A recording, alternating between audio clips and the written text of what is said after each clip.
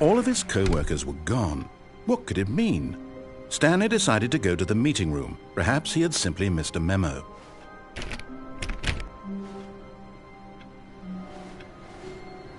No matter how hard Stanley looked, he couldn't find a trace of his co-workers.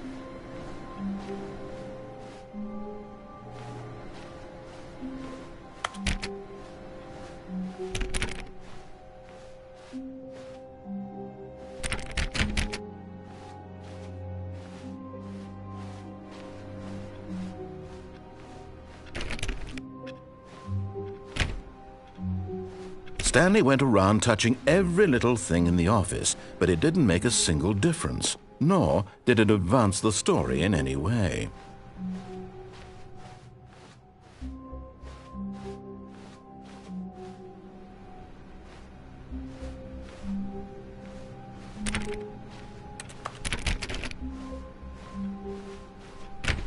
Stanley clicked on literally every single door in the office, because he doesn't pick up well on cues from his environment.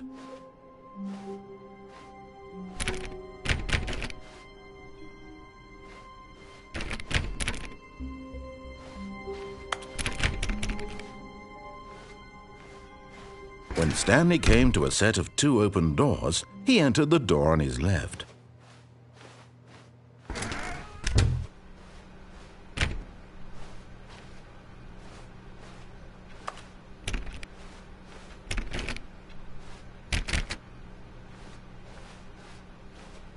Yet there was not a single person here either. Feeling a wave of disbelief, Stanley decided to go up to his boss's office, hoping he might find an answer there.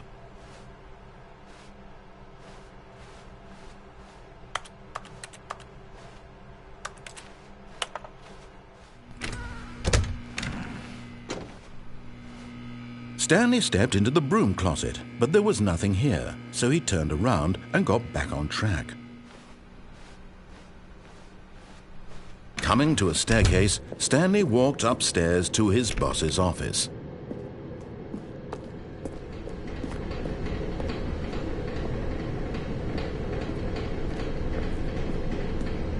But Stanley just couldn't do it. He considered the possibility of facing his boss. Admitting he had left his post during work hours, he might be fired for that. And in such a competitive economy, why had he taken that risk? All because he believed everyone had vanished? His boss would think he was crazy. And then something occurred to Stanley. Maybe, he thought to himself, maybe I am crazy. All of my co-workers blinking mysteriously out of existence in a single moment for no reason at all? None of it made any logical sense. And as Stanley pondered this, he began to make other strange observations. For example, why couldn't he see his feet when he looked down? Why did doors close automatically behind him wherever he went? And for that matter, these rooms were starting to look pretty familiar. Were they simply repeating? No, Stanley said to himself, this is all too strange. This can't be real. And at last, he came to the conclusion that had been on the tip of his tongue. He just hadn't found the words for it. "I'm dreaming!" he yelled. "This is all a dream."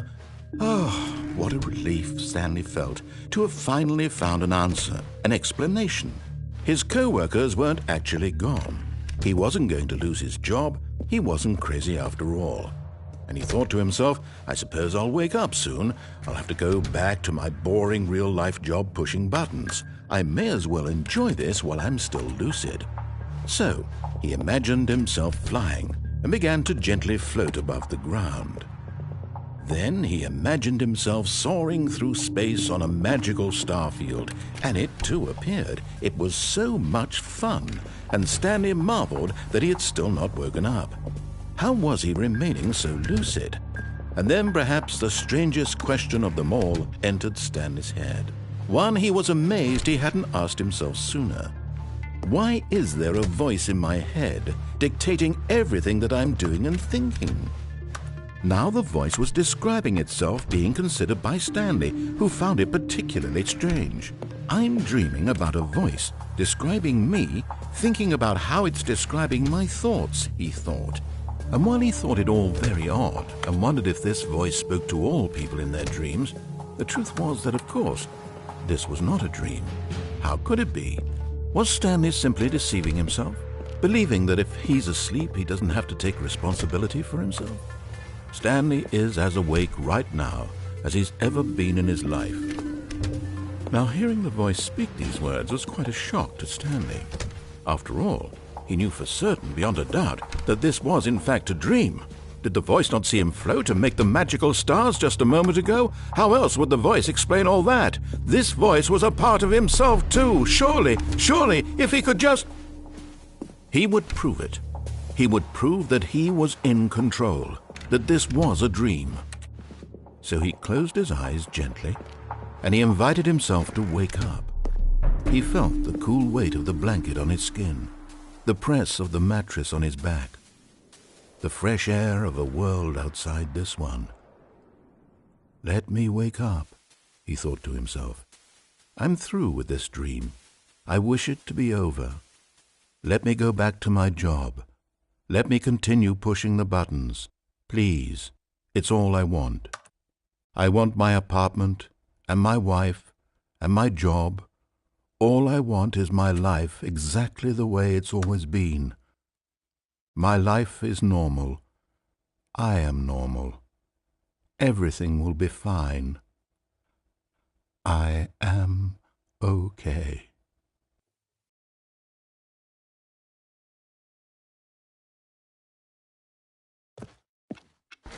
Stanley began screaming.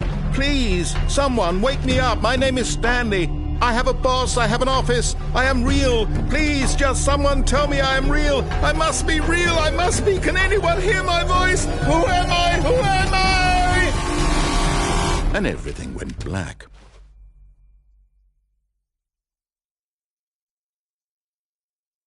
This is the story of a woman named Mariella. Mariella woke up on a day like any other.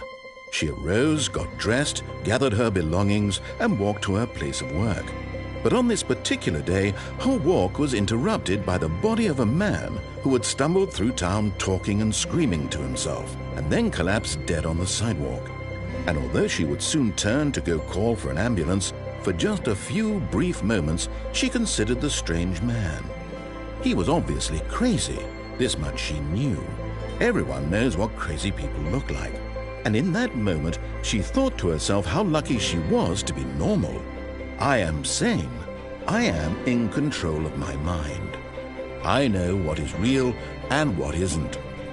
It was comforting to think this, and in a certain way, seeing this man made her feel better. But then she remembered the meeting she had scheduled for that day, the very important people whose impressions of her would affect her career, and by extension, the rest of her life. She had no time for this, so it was only a moment that she stood there, staring down at the body. And then she turned and ran.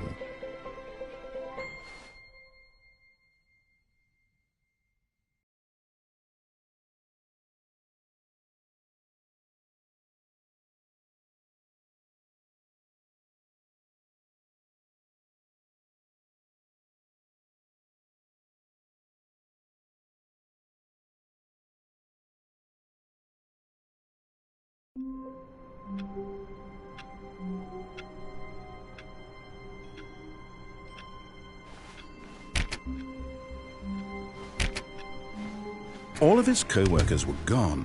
What could it mean? Stanley decided to go to the meeting room. Perhaps he had simply missed a memo.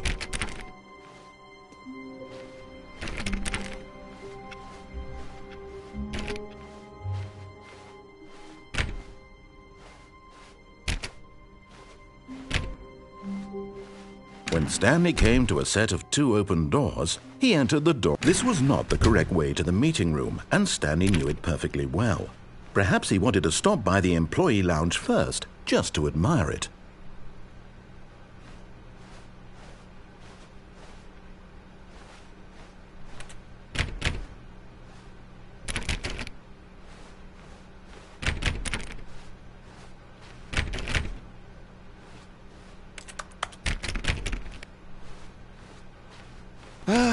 Yes, truly a room worth admiring.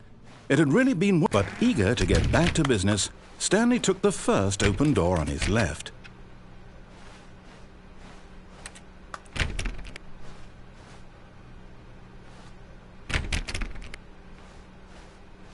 Stanley was so bad at following directions, it's incredible he wasn't fired years ago.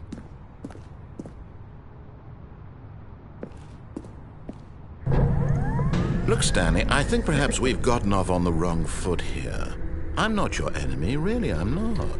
I realize that investing your trust in someone else can be difficult, but the fact is that the story has been about nothing but you all this time. There's someone you've been neglecting, Stanley. Someone you've forgotten about. Please, stop trying to make every decision by yourself. Now, I'm not asking for me, I'm asking for her. This is it, Stanley. Your chance to redeem yourself, to put your work aside, to let her back into your life. She's been waiting.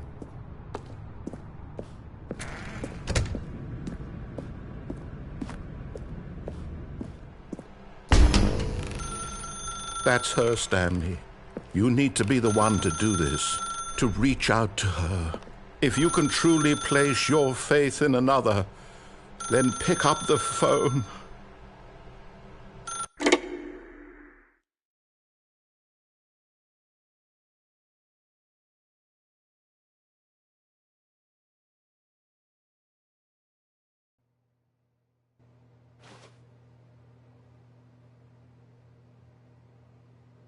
Oh, Stanley, is that you?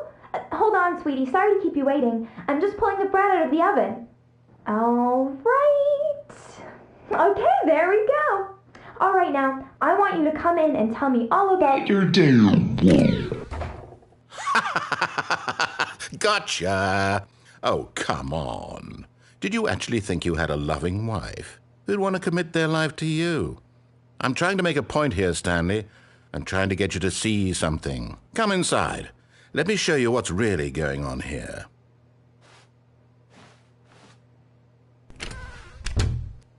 This is a very sad story about the death of a man named Stanley. Stanley is quite a boring fellow. He has a job that demands nothing of him, and every button that he pushes is a reminder of the inconsequential nature of his existence. Look at him there, pushing buttons, doing exactly what he's told to do. Now he's pushing a button. Now he's eating lunch. Now he's going home. Now he's coming back to work. One might even feel sorry for him, except that he's chosen this life. But in his mind, in his mind he can go on fantastic adventures.